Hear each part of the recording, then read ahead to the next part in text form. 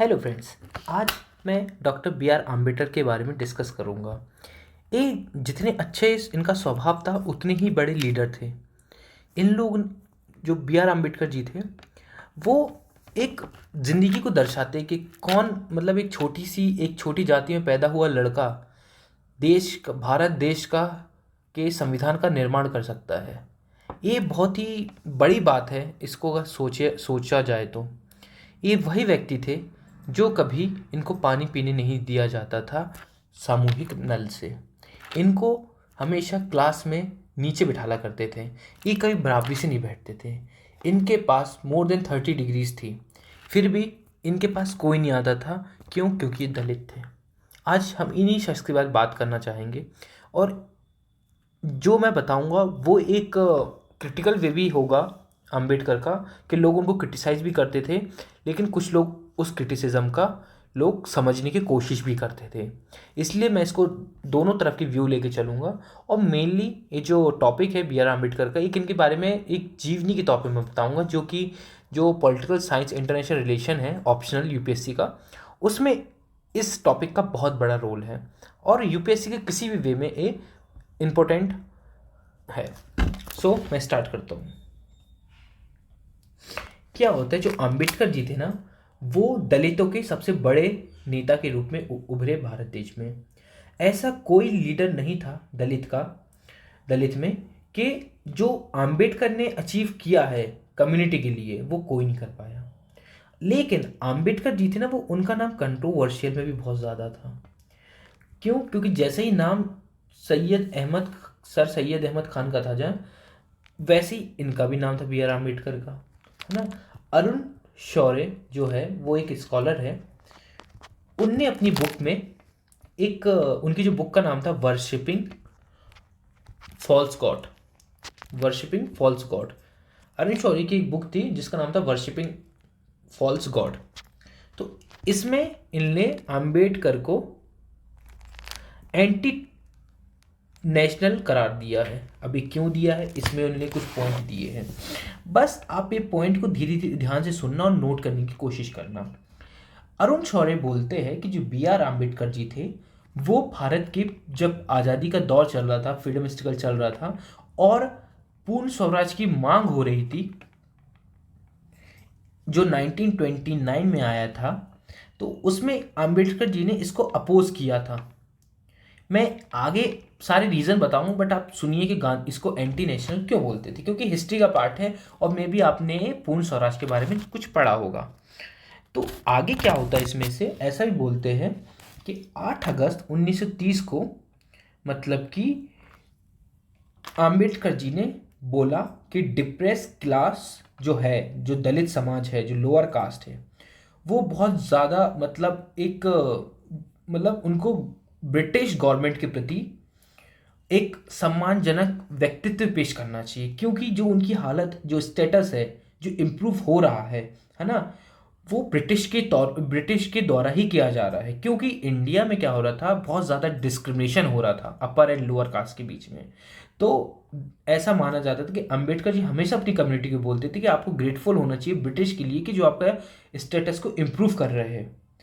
अंबेडकर जी ने क्या किया था कि अंबेडकर जो ने ना, उनने अपनी कम्युनिटी को बताया दलित, है ना। उनने बोला कि जो एससी और लोअर कास्ट के लोग हैं उनको दलित बोला जाता है ना। और जो गांधी जी ने बोला था हरिजन्स, किनको? दलित को, लोअर कास्ट वाले को, है ना। लेकिन अंबेडकर ने क्या किया, जब 1932 का दौर चल रहा था, पूना पैक्ट आपने हिस्ट्री में पढ़ा होगा, एक कम्युनल अवार्ड के लिए ही ये साइन हुआ था। तो जैसे कि 1909 में मुस्लिम को सेपरेट इलेक्टोरेट मिल गया था कि मुस्लिम लीडर मुस्लिम ही को वोट करेंगे, वैसे ही दलित लोग दलित ही को वोट करेंगे, ऐसी इनकी मांग थी। बट अगर ऐसा हो जाता कि दलित कम्युनिटी को सेपरेट इलेक्टोरेट मिल जाता, तो देश अपना धर्म में भी विभाजित नहीं होता, कैटेगरीज में विभाजित हो जाता। हिंदू के अंदर जो सब कैटेगरीज हैं, देश उसमें विभाजित हो जाता। अगर ऐसा होता ना, तो ना जाने देश के कितने टुकड़े होते उस टाइम। तो इसलिए पूना पैक्ट साइन होता है। गांधी जी ने उस समय बहुत ज़्यादा समझाया अम्बेडकर को, तो अम्बेडकर माने और गांधी जी ने बोला कि आप रिजर्वेशन की बात करो। तो फिर उस टाइम से रिजर्वेशन मिलना स्टार्ट हो गया एससी और लोअर कास्ट की कम्युनिटी को। और जो अंबेडकर जी थे ना, वो ऐसा बोलते थे, मतलब कि ऐसा अरुण शौर्य बताते कि जो अंबेडकर जी थे ना, उनने सपोर्ट किया था जिन्ना का कि आप पाकिस्तान की डिमांड रखो। ये बहुत कंट्रोवर्शियल स्टेटमेंट है, बट अरुण शौर्य की बुक में दिया गया है। अंबेडकर चाहते थे कि ब्रिटिशर लोग यहीं रहे।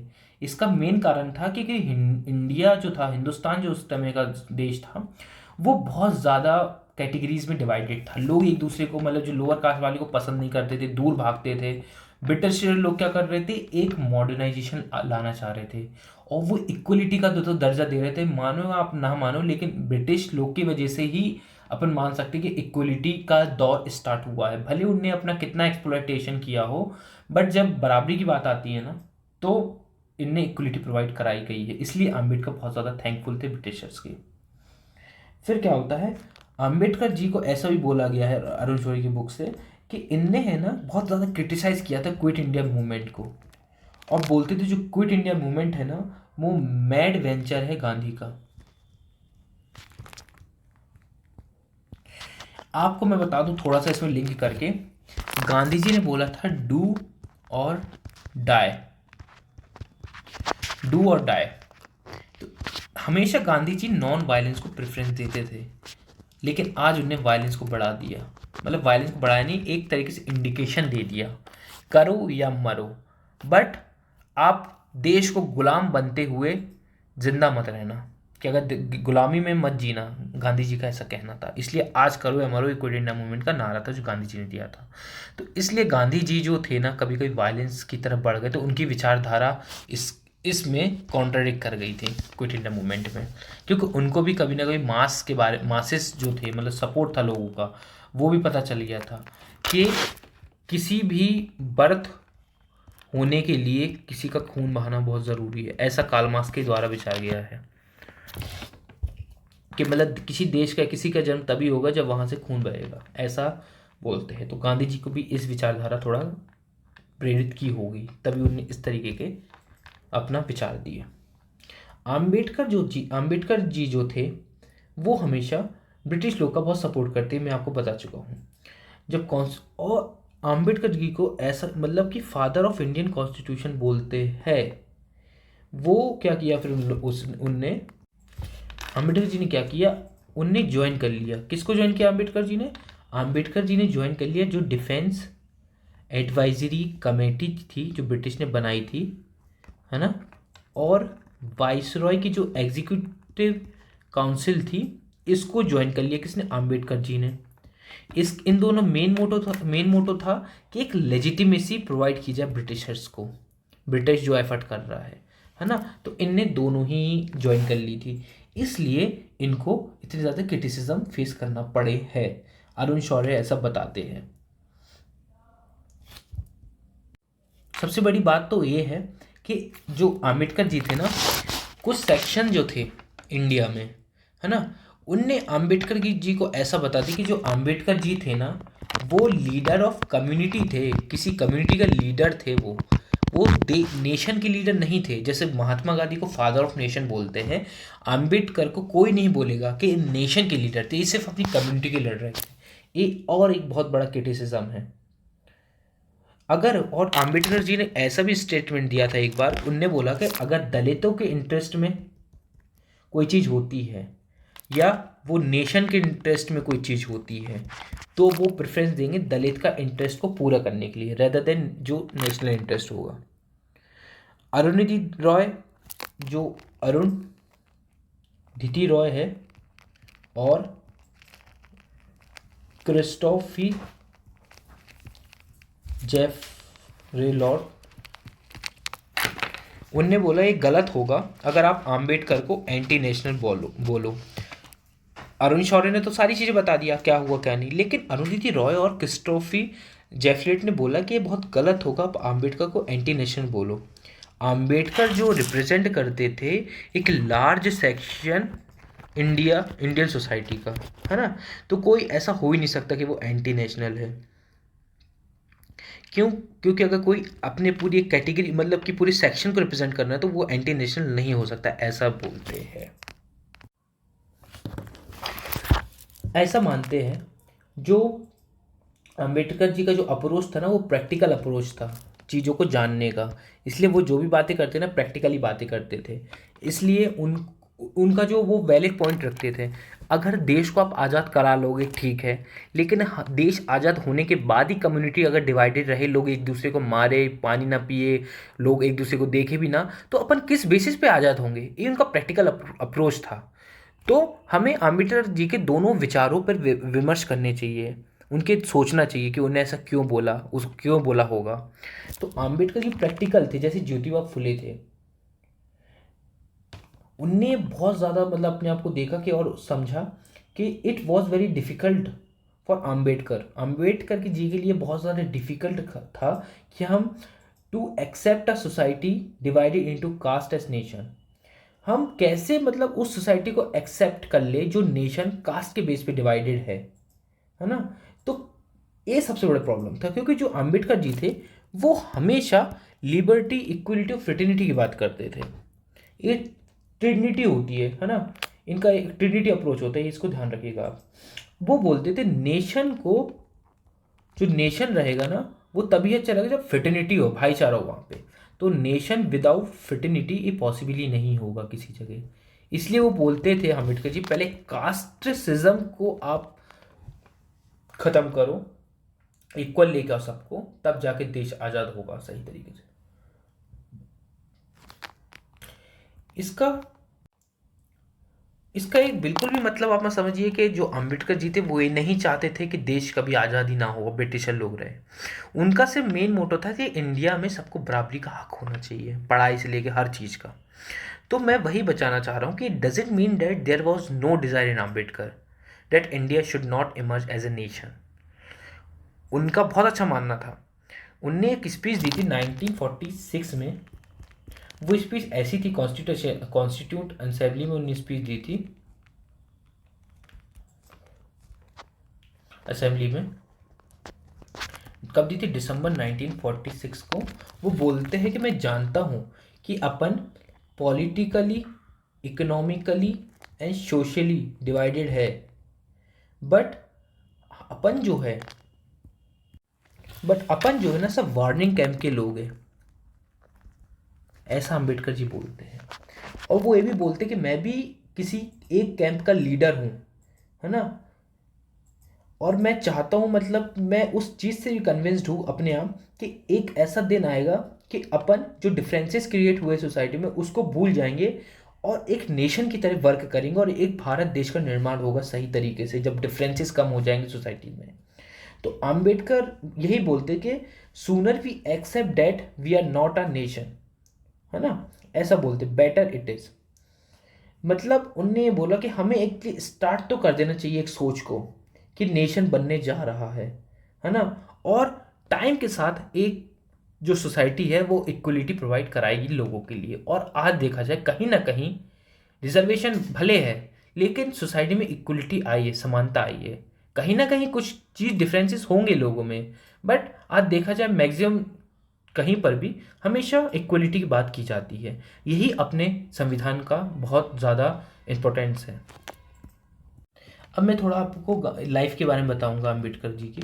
जो अम्बेडकर की जो लाइफ थी ना, वो हमेशा बहुत ज़्यादा मतलब कि अनटचेबल वे में रहे। उनका जन्म ही एक दलित परिवार में हुआ, महाराष्ट्र में, है ना?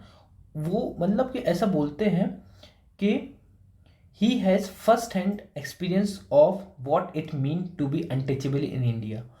उनको पता चला, मतलब बहुत ज़्यादा उन्हें एक्सपीरियंस किया खुद को रख के कि इंडिया में कितना ज़्यादा भेदभाव है लोगों के साथ। बट आम्बेडकर जी बहुत फॉर्चुनेट थे कि उनको वेस्टर्न एजुकेशन प्रोवाइड हुई। उनने लॉ में डिग्री ली और बहुत ज़्यादा मतलब प्रैक्टिस करी, मुंबई में लॉ की। बस उसके उनके कास्ट के कारण कोई उनको अप्रोच नहीं करता था उनकी सर्विस के लिए। आम्बेडकर जी को ये चीज़ रियलाइज हुई कि अगर दलित कितना भी एजुकेटेड हो जाए, they will not be able to live life of dignity. वो बहुत इज्जत की ज़िंदगी नहीं जी सकती, चाहे वो दलित कितना भी पढ़ा लिख हो जाए।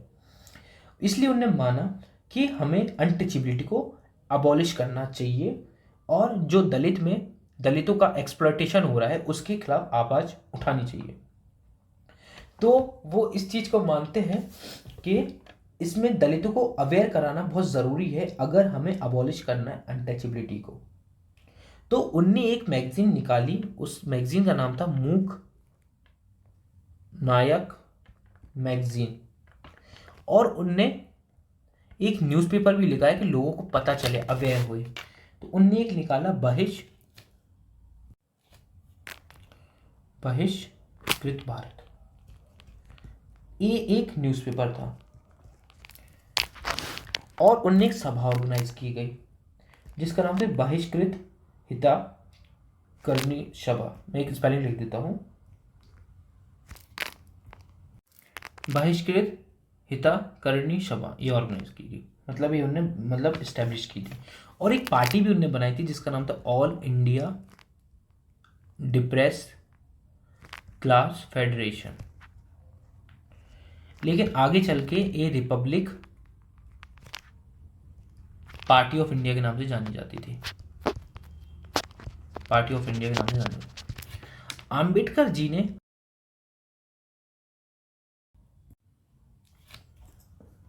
तो मैं वही बता रहा कि आम्बेडकर जी ने हमेशा गांधी जी की स्ट्रेटेजी को अडॉप्ट करने की कोशिश करी।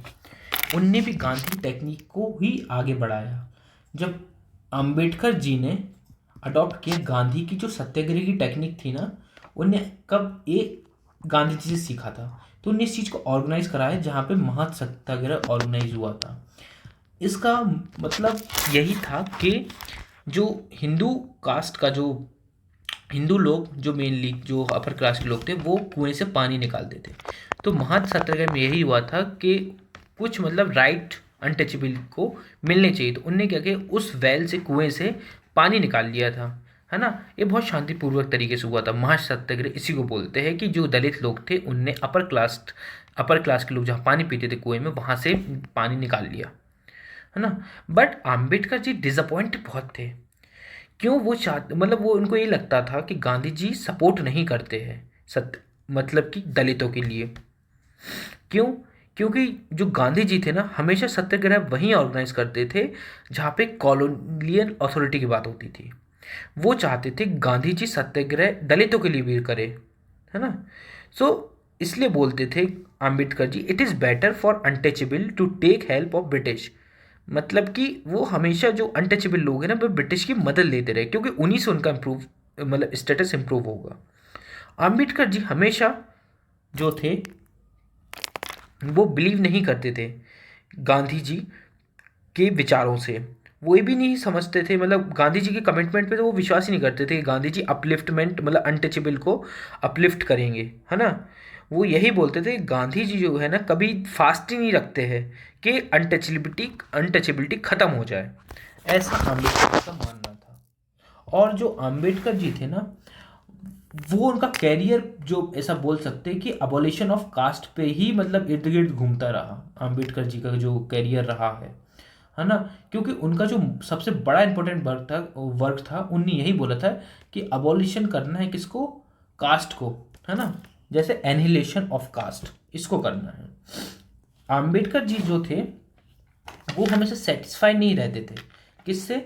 जो कि जो रिलीजियस बुक में कास्ट के बारे में लिखा है ना, वो नहीं मानते थे आम्बेडकर जी। तो मैंने ये जब बेसिक अंडरस्टैंडिंग दी थी आम्बेडकर जी की लाइफ के बारे में और क्या क्या उनके साथ क्रिटिसिज्म हुआ है, बट ये लेक्चर फर्स्ट है। इसके आगे अपन आम्बेडकर जी के व्यूज़ पढ़ेंगे कि उनने कौन कौन से व्यूज़ दी है अनटचेबल के ऊपर, और कार्ल मार्क्स और गांधी जी के विचार और आम्बेडकर के विचार में क्या सिमिलरिटी है और क्या डिसिमिलरिटी है, क्या डिफरेंसेस है, वो हम नेक्स्ट लेक्चर में डिस्कस करेंगे। अभी मैंने जस्ट आपको इंट्रोडक्शन दिया है आम्बेडकर जी के बारे में। So thank you very much.